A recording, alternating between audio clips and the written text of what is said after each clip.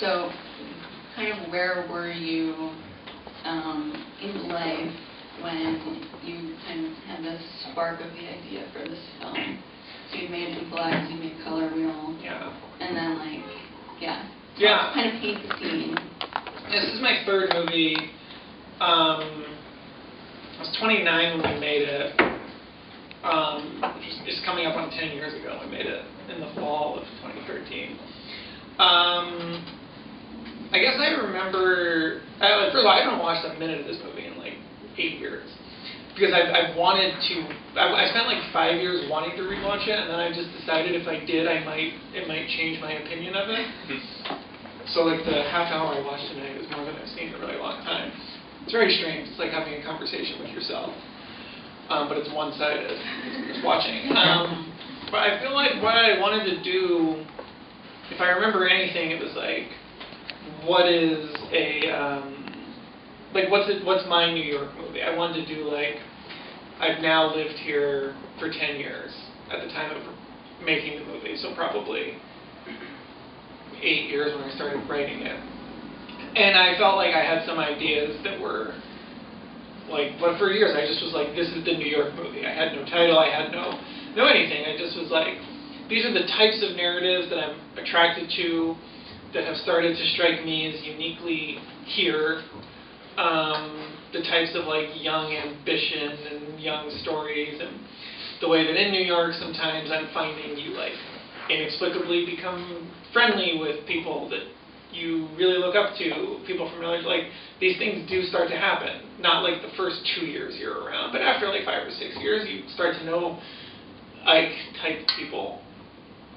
And I just thought that there was like a movie and the New Yorkness of it, and I just remember at the time being like really fascinated by what I saw as like an increasingly hostile world of, so like if you're making, you know, this is my third movie, so like if you're making stuff and you're like 22, 23, it's all very fun and games.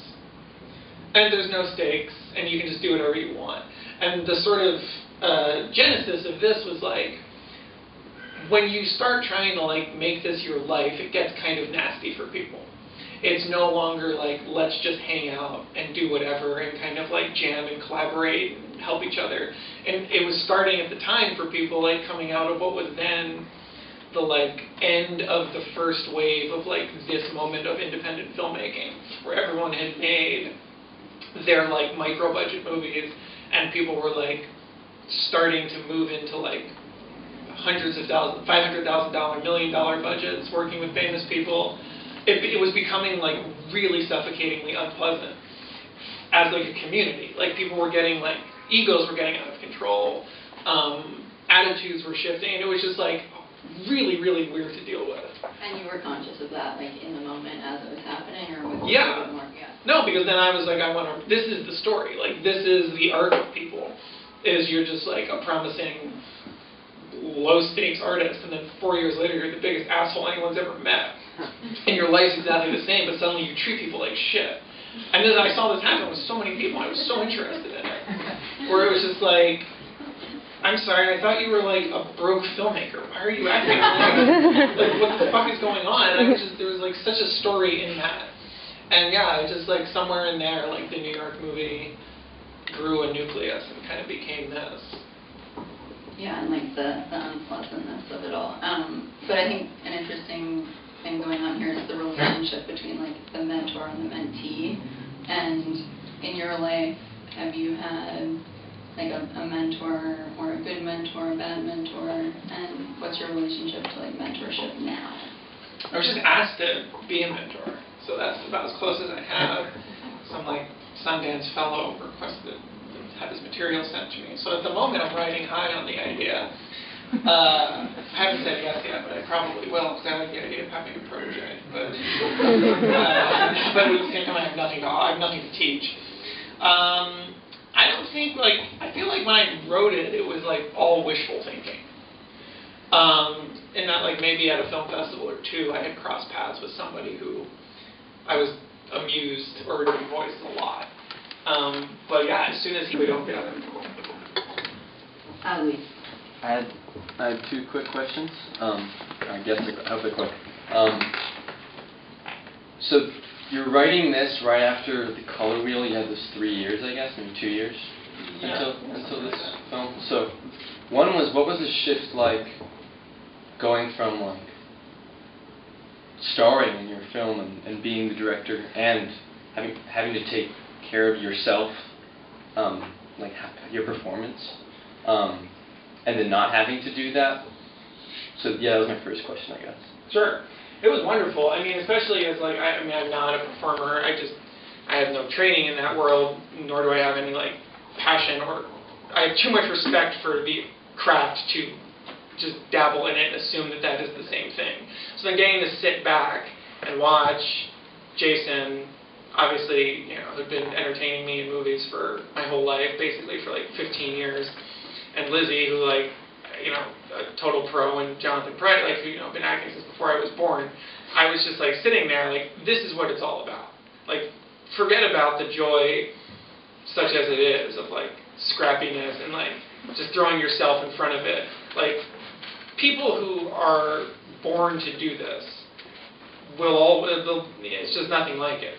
Born to be an actor. Jonathan lives to be an actor. All he cares about is acting. Like, just to sit there and watch that and be part of that collaborative dialogue is like, I was just sitting there like, yeah, I'll never not want to pursue this level of collaboration. And yeah, I would never think about, there's never anything in anything I would ever make now that I'm like, I would rather do this myself and have someone who's really good come in and do it for me. Just because, yeah, it's great. People who really, this is what I'm saying about the crew, like, people who really love the thing they do, it's just really fun to watch them do it. It's more fun to be like, I think I can do it better than you. Which is why I don't like when people say to like a crew, like, oh, let me like tell someone in another department how to do their job. It's like, I don't like doing that. Even as a director, I don't like telling people how to do their job. So it's more just like, well, look, you know what you do more than I do, so just do it. I have nothing to offer you other than support. But yeah, I just love, on this movie, I really just was like, I can't believe I get to watch acting this good. And that I had something to do with creating the circumstances for this fun acting to get to be right here.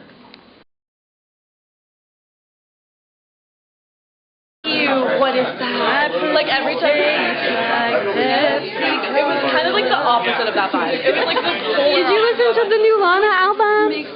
I didn't get to finish it yet. That makes me want to kill myself. So no spoilers. Well, it made me want to kill myself this morning. Really? It would probably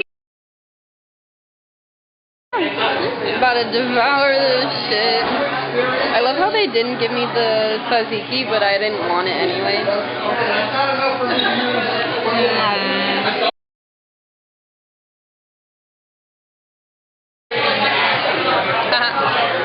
I realized my camera died before I even got the chance to do this. Went to charge when I got to the screening. Listen up, fill up. And then did a Q&A with the director, Alex Ross Perry? Perry Ross? Oh. Where am I getting the Ross from? I think it's his middle name. Which was really fun and like amazing to see. I'm so tired, but also not at the same time because I had a big coffee. I just can't words. I can't do the words, and I go to home, and I'm gonna pack, and then I go to California.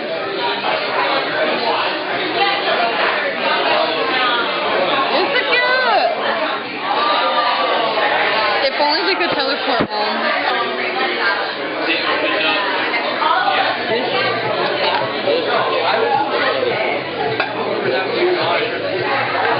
Take my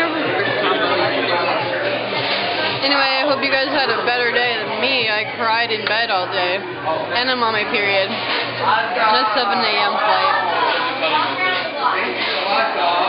See ya in Cali!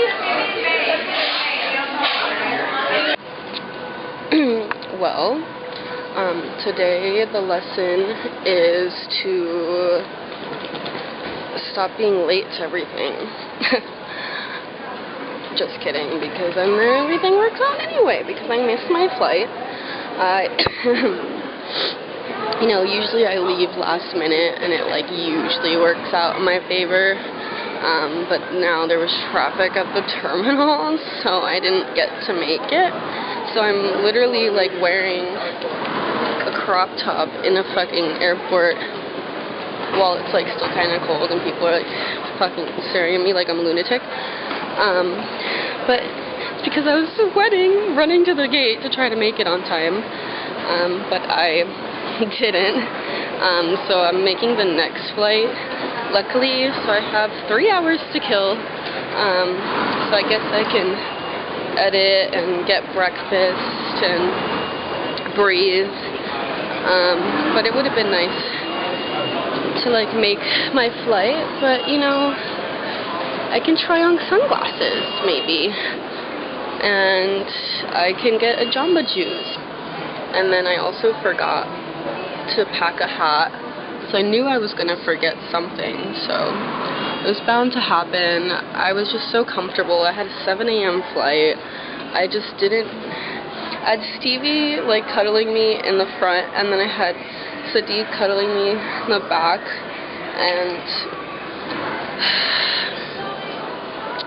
well, good luck, Charlie. These are my queen. I'm just gonna give you guys a try on haul because I have time. You know, I don't love the logo, but I like the shape. So, that's a slave.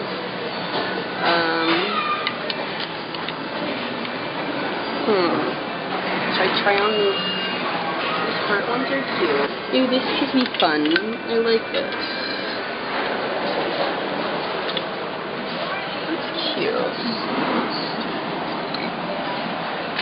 Slay. Good job, Alexander McQueen. I just finished editing and still waiting to board my flight. I can't wait to go see my mom.